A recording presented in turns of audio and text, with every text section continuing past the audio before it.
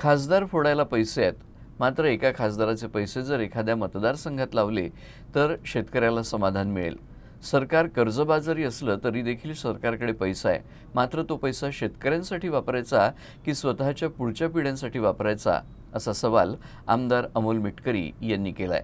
शेतकरी नेते रविकांत तुपकर यांच्या अन्नत्याग आंदोलनाला त्यांनी भेट दिली असताना ते बोलत होते।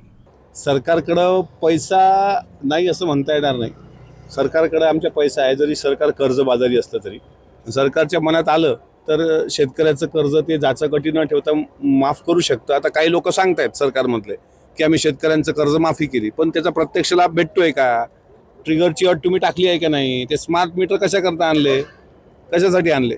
म्हणजे तिप्पट बिलं तुम्ही उकळणार आहात का शेतकऱ्यांकडून? त्याच्यामुळे पैसा आहे, पण तो पैसा कशासाठी वापरायचा? तो राज्याच्या हितासाठी वापरायचा की स्वतःच्या पुढच्या पिढ्यांच्या हितासाठी वापरायचा? शिवाजी महाराजांचं, अहिल्याबाई होळकरांचं, बाबासाहेब आंबेडकरांचं नाव घेण्याचा आम्हाला अधिकारच नाही, कारण त्यांना जर रयत सुखी पाहिजे होती त्यांनी शेतकरी सुखी केला होता ना। भांडवलदार, कारखानदार आणि गुंतवणूकदार सुखी नव्हते केले।